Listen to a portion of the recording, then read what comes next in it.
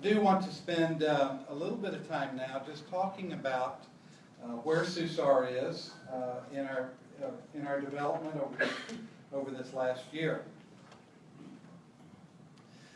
Let me first begin by introducing our board of directors. Todd Livingston, our vice president, would you please stand up? All right. Doug Cooper. We got Reed Thompson. Reed, all right. Rayanne Chamberlain, our secretary treasurer. I think she is busy. She has been working very hard this morning, so we would all be sunk without the work that Rayanne does for us. Chuck Worley.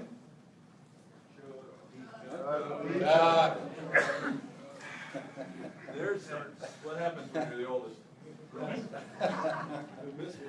Scott Pearson. Scott in the room? Scott's out of the room right now.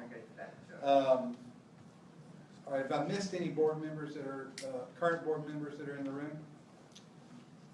I also want to mention Dirk Christian, our other vice president, who was unable to be here this morning. Ronnie Register, Scott Zander. Former board members this year also, Bill Sims, Bill's here, would you stand up? And Jim Riley. Jim was unable to be here, but anyway, we thank you all for your service to SUSAR and for the work that you do. Sometimes it can be a lot of work and a lot of time, just catching meetings and that sort of thing. And as we continue to move forward with the organization, your involvement has been just absolutely essential. So thank you very much for your work. The mission of SUSAR. I want to highlight this because we spent some time a couple of years ago beginning to develop our strategic plan. And the mission a mission statement is a very important thing for an organization because it begins to help focus on exactly what it is we're trying to do. The SUSAR Alliance exists to support a sustainable system to provide research, education, and information sharing activities to benefit the communities served by local, regional, and state level USAR resources. SUSAR is a nonprofit organization establishing partnerships and collaborations regarding issues affecting standardized national USAR response integration. A little bit wordy, but what it does do is it provides a measure for us as we begin to develop programs within and direction, focus within our organization. Are we meeting our mission? And I believe that we're beginning to see more and more that we're hitting these benchmarks defined in the mission statement. Also important is a vision statement. Our vision statement talks about where we want to go as an organization. The vision of the State Urban Search and Rescue Alliance is to have active participation of every local, regional, and state search and rescue organization to help ensure a credible, standardized, and operationally capable response to local, state, and national incidents. I believe we're beginning to see with the USAR standard how we as an organization can begin to actually meet some of the benchmarks of the vision statement. And I believe we're beginning to head that direction. Our mission and vision and our values, which I won't go into all of those. Mission and vision and values are the things that define where we are and who we are as an organization. We have our strategic plan posted on our SUSAR website at www.susar.org. Take a look at it when you get a moment and go through it. And I think you'll begin to see where we are heading as an organization. The strategic plan defines 5 different strategic goals. Information sharing and membership development. As information sharing is really what the SUSAR conference is all about. But it goes beyond that. We are beginning to look more and more about how we can share information through social media. In fact, as I mentioned earlier, we're putting a lot of the conference up on our Facebook site. We've been working over the last year on our website, trying to improve communication there. So we're looking for more and more ways that we can leverage information sharing capability to bring us together as an organization. We're also looking at education, and by that we also mean training. And we have a training committee that has been working hard, and we're going to be talking a little bit about some of the things that are going on there. But as an organization, training is a huge part of what we spend our time doing. The things that we're doing in our breakout sessions this week are training events. And so we're looking at how can we, with the few dollars that a lot of state organizations have, how can we leverage our capability as an organization to benefit our training and to provide more training that's more accessible to you. And then funding. Funding has always been an issue for SUSAR, and I'm going to talk a little bit about our capstone project. But one of the things that we're doing this year, and all of you have obviously noticed, that we're beginning to try and charge a nominal amount for registration to the conference. A lot of what we need to do and where we need to go as an organization depends on having some funding stream capable, ability to use that to help with some of the training activities that we need to do, to support some of the accreditation certification processes, as well as other things. So defining our funding stream is really important. The capstone project really kind of helped with that. We'll talk a little bit more about that. Standards. One of the things that I recall, and I keep going back to this, is the Oklahoma SUSAR conference when Fred Endicott stood at the podium, and he challenged the SUSAR organization to come up to a level of standard nationally where our organizations are on par with other organizations around the country, the federal level as well as the state level. And I think one of the things that we're doing with this new USAR standard hits this right between the aisles, and that is it provides a benchmark that all of us can work to bring our organizations up to a higher standard across the country. And then lastly is partnership development. So much of what we do depends on developing partnerships. Partnerships with the military, very important part of where we need to go as an organization. Partnerships with our federal brothers and sisters in the USAR program there. Partnerships with other emergency management agencies across the country. So we're beginning to work toward developing those partnerships and looking for other areas where we can develop more partnerships to assist and leverage those with the SUSAR organization. So those are some of the strategic goals that we're really trying to hit. To accomplish that, we have created some committees. Now, we began creating these committees last year, and we've had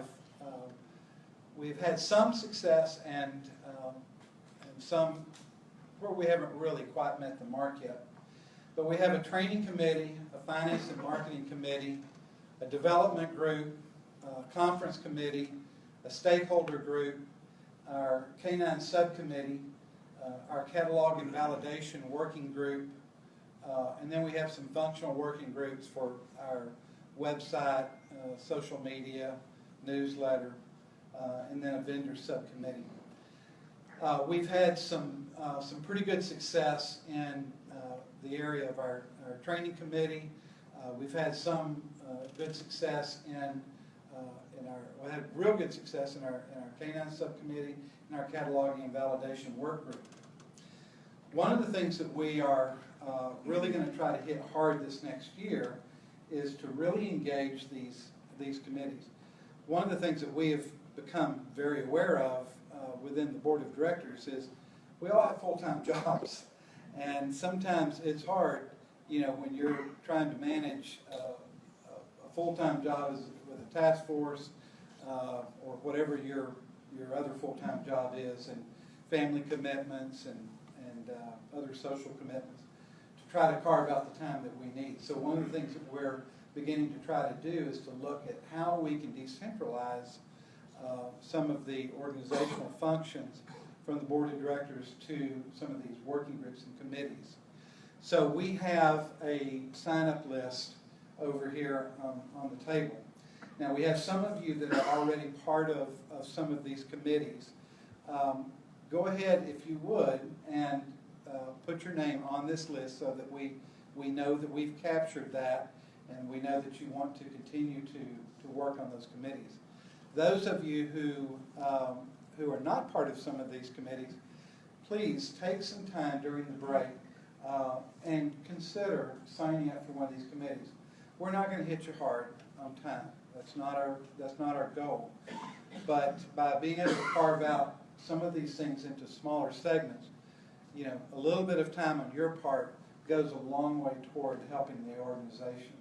So if you've got special skills, especially in the training area, those of you who have finance skills, we're really trying to develop a finance team to help kind of oversee those operations. So please give that some thought. The conference committee is made up of the outgoing conference planning team, the next year's planning team, and then the year following. So this coming year, Teagues will be part of the outgoing. Utah is going to be, the next conference is going to be in Utah. We've got some dates up, and so please save the date in your calendar for next year. And then New Orleans the year following. So our conference committee will be working for the next year, trying to work toward the Utah conference. So thank you, Reed and Keith Bevan, for being willing to step up for that. Thank you. So I've talked about the capstone project. Here at College Station is the Bush School of Government. If you have some time, I think they have a museum over there well worth going to. But even more important for us is that their master's program, one of their requirements is to do a capstone project. So we applied not this last summer, but the summer before, to participate as a capstone project. So we had a group of master's students and a professor that was overseeing the project that spent about 9 months working on developing a project report for the SUSAR organization. They presented it to us last April, and they really knocked it out of the ballpark. It's a pretty detailed report, but it covers kind of these areas that you see bulleted on the screen up here. Member segments and needs, portfolio of program services, and here we're these two things we're looking at. What do you as a member, what is the benefit of being part of the SUSAR organization, and really taking a hard look at that. And then what sort of program services do we have to offer? And all those go toward the defined value proposition. What value do we bring to you as members of SUSAR? Because if we're not bringing any value, then why are we here? So we're trying to take a really hard look at what are the value benefits. And one of the things they did is they talked to a number of you last year at the Alabama conference. And we got a lot of feedback. Another thing they did is they reached out to all 50 states to find out what resources are out there. And they talked to state directors, search and rescue program directors. They interviewed a couple hundred people just on that alone to try to find out what do you need as an organization in your state, and how can SUSAR benefit that. And then they talked about the organizational leadership structure and made some proposals about that going forward, about eventually being in a position to have either a part-time or full-time executive director. The organization is growing at a point now where we're beginning to need more leadership on an ongoing basis. So one of their things was trying to figure out how they can head us toward that direction to eventually have an ED. Marketing and the communication strategies and a sustainable revenue system. So they went into some detail about how we can begin to develop some revenue for the organization to move it forward. So this capstone project was really huge for us. Now the challenge for us is we have to implement it, and this isn't a one-year implementation. This is over the next 5 years. So we've got not only a strategic plan, but the capstone project to really spell out specifics along a timeline about how we can get there. The EMAP standard was another big project that we have been working with. We worked with our federal USAR brothers, sisters on developing the USAR standard. We had meetings and meetings and meetings over the last couple of years to, as a working group, to develop that standard. So a lot of work from some subject matter experts in USAR developed this. We worked with EMAP. We also worked with the National Preparedness Assessment Division. We worked with the National Integration Center. And so we all kind of came together to develop this. Todd is going to be talking a little bit more about the EMAP standard in detail in just a moment. But some of the things that have come out of this is, as we presented earlier, the 3 task forces that completed the certification. We actually had some federal and some other state teams that completed the certification that could also go through the final process with the Program Review Committee and the EMAP Commission. We've done 1 virtual assessment this year that is kind of still ongoing. We have several teams that are preparing to go through the assessment in 2017 and into 2018. The USAR standard was made an ANSI standard in April, I believe, and so I mean that's a huge accomplishment. And then one of the things that we've started working on is a draft of an operational assessment. Completion of both the administrative assessment and the operational assessment will lead to accreditation.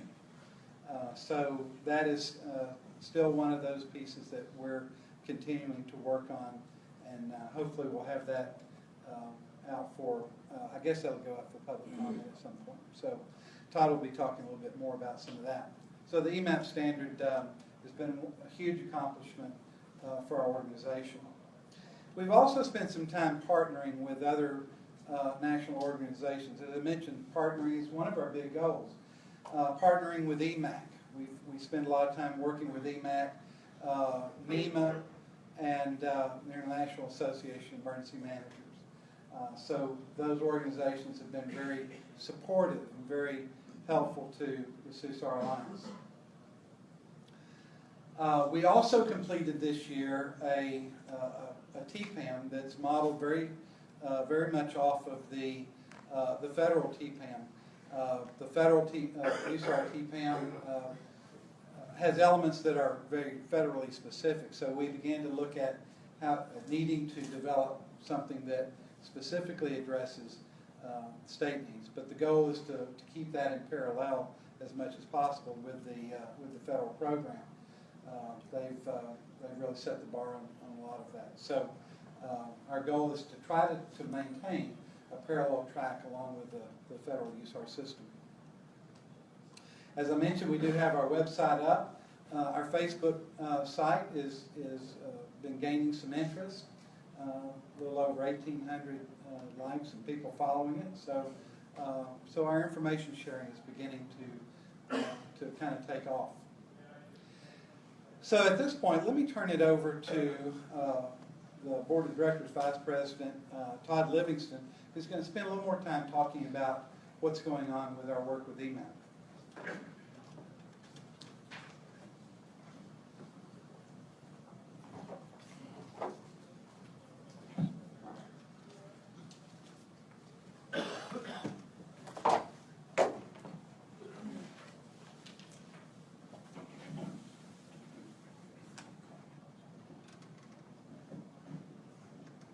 Good morning. So, getting a little bit more in depth with the EMAP project that we were talking about, and you've heard a number of speakers already talking about that project, the importance of it. Give you a little history from it if you're not familiar with where it came from and how it came about. A little over 4 years ago, there was a national level exercise that was utilizing the New Madrid fault scenario as the exercise. Numbers of urban search and rescue teams were engaged in the exercise at the national level, and one of the tasks that I was tasked with as an observer with that exercise was what else is out there, because we know the New Madrid scenario definitely overpowers the resources that we have in the country. So force multiplying additional resources out there, identifying what is out there was a critical piece. So Jimmy Baston and myself was tasked with what else is out there. So we started creating the inventory, started looking at what we knew was out there. One of the things that we didn't know or couldn't really truly tell you is what level those teams were at. Whether they're a Type 1 or a Type 4 capability. At the time, the NIC, National Integration Center, had not completed the typing documents yet. So we really couldn't tell for sure what the task forces, that they would tell us what they are, but it was across the board. We really didn't know and didn't have a validation of truly what those capabilities are. So with that started to evolve and started to come up with a plan of cataloging and validating these resources. All right, so a little over 4 years ago, the FEMA USAR branch created an ad hoc committee for cataloging and validating these national state resources. So that built the FEMA USAR branch. SUSAR is the organization, and a number of divisions within FEMA. Already mentioned NIC, NPAD, and a number of others started participating in the development of what a validation piece would look like. That established the need for a standard making organization or a standard building organization, and FEMA contracted an organization called the Emergency Management Accreditation Program, EMAP, and you've seen that up on the board. So with that contract, over the course of about two years after that, we started building this validation piece. As we started going through writing this standard, one of the things that we identified the need for is that this standard is not and should not be just set for the big Type 1 teams. It has to be a scalable standard. So we can take this standard and apply it to the big Type 1 teams or the smaller Type 4 teams, and it still be applicable to that to the system, or that standard be applicable to either and all of those urban search and rescue teams. So through that, we started building the standard and needed to have a pilot. So we needed to throw some pilots out there and put some teams up to the test and see how that would play out. Over that course of time, we did 7 pilots. We did 4 federal urban search and rescue teams. We did 3 state urban search and rescue teams. So we did, of the state teams, Alabama 1, Florida 3, Texas 2, and the federal teams was Maryland 1, Virginia 1, Texas 1, and New Jersey 1. So those were the teams that we went through and started creating and did the pilots on. So throughout those, we identified what was good, what was bad, and started adjusting as typical pilots. So those lessons learned and after action pieces came into play. So after the completion of each one of those assessments, we did a pretty extensive lessons learned and an after action report from each of those assessments, and then we started making adjustments as needed from the recommendations from the subject matter experts, both on the state and the federal side of the house. And we started taking care and adjusting that standard. At the end of the process, there was a national comment that went out, and everyone, both the state and federal resources, went through and provided a comment and the final adjustments to the standard, and then that started pushing its way towards the EMAP commission, and ultimately the certification process coming out was finally approved in October of 15. So we've been working on this for a number of years.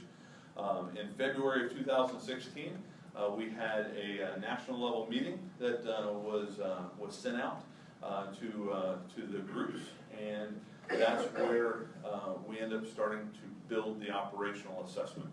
On the operational assessment side of it, SUSAR took a little bit more of a lead role on the development of the operational component of the standard.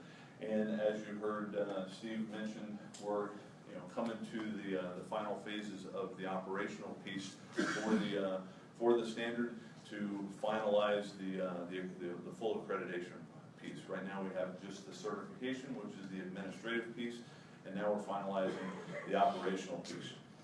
May of 2016, ANSI published the standard, so it became an ANSI standard for the administrative assessments for the urban search and rescue piece. All right.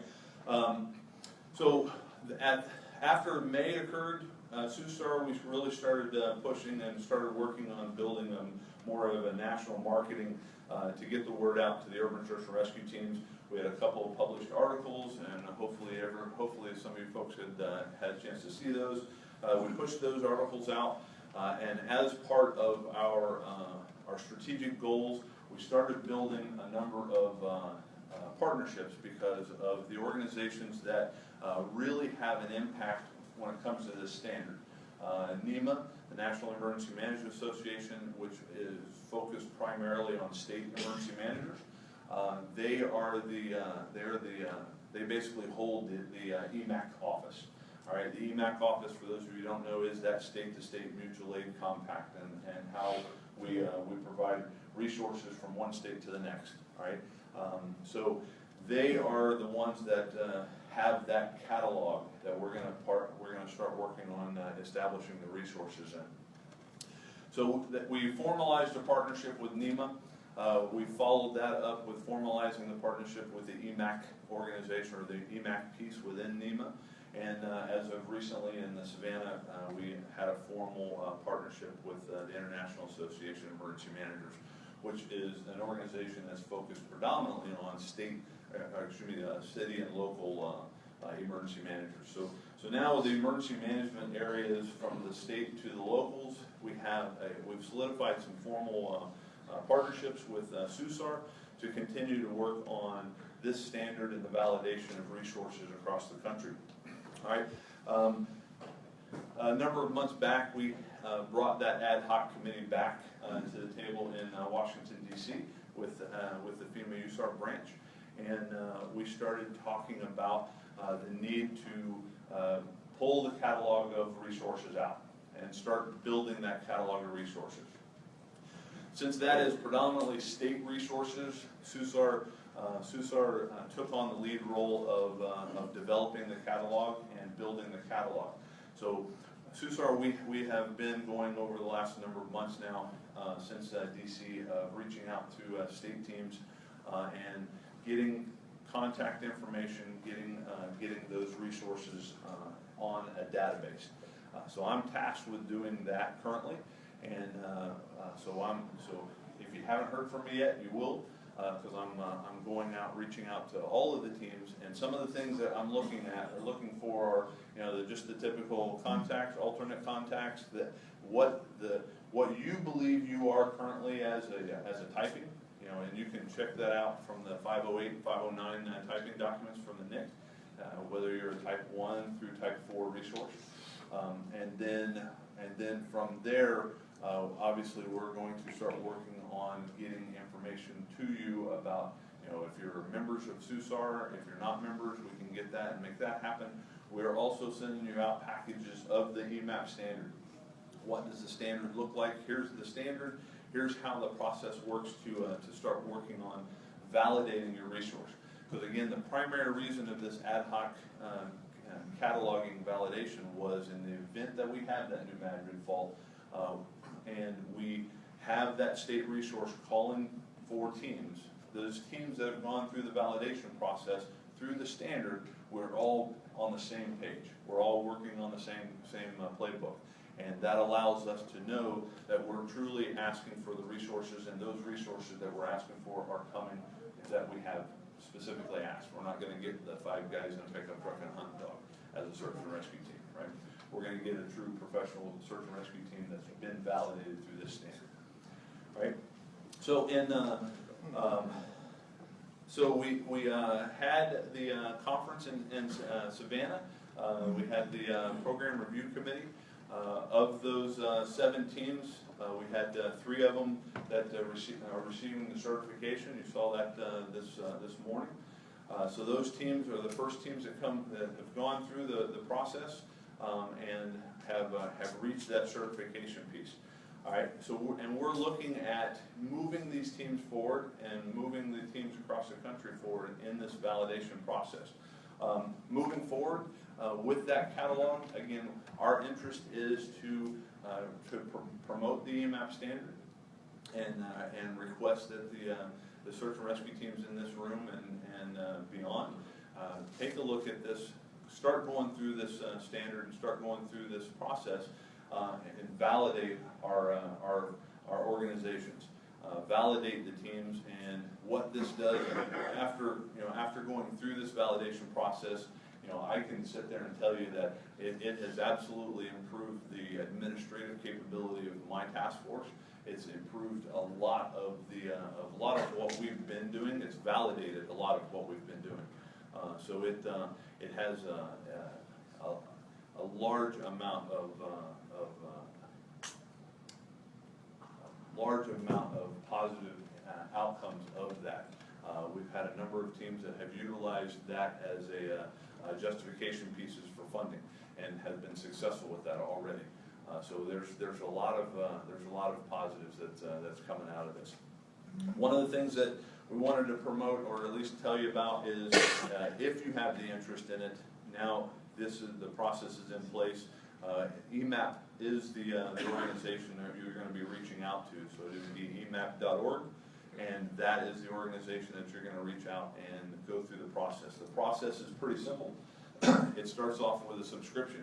The subscription gets you the standard and access to the self-assessment tool. As you go through doing your self-assessment, you have a couple of pathways that you can go to help your task force along. You can kind of go through the tutoring phase, and that would be having a pre-assessment, having a team come out and just kind of helping you along with some of your documentation, and having your administrative stuff taken a look at a little bit more in depth, tutored on the way, and preparing you for the actual on-site.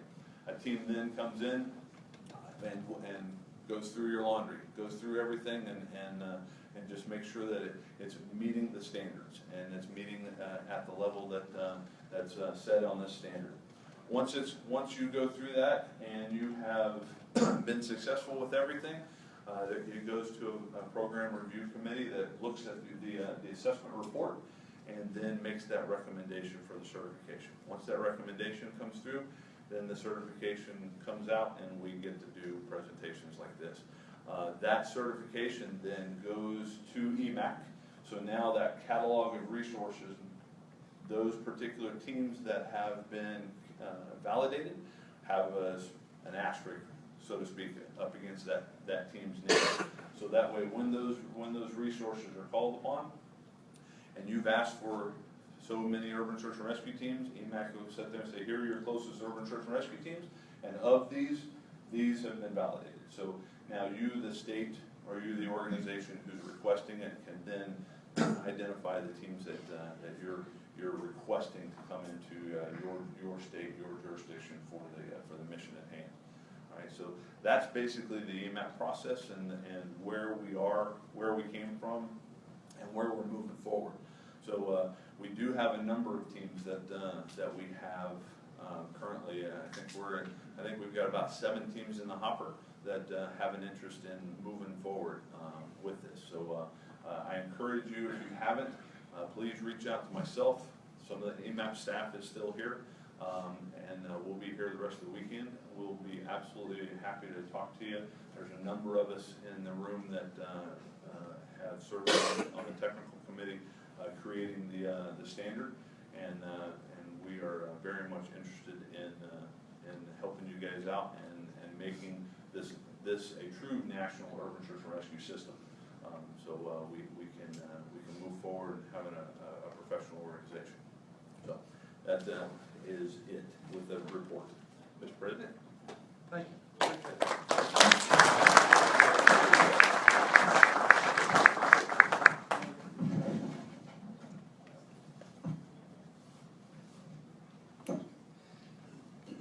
Thank you, Todd. I appreciate that very much. I want to also recognize 2 past SUSAR presidents that are here. Jim Basson, would you stand up? And Tom Howard.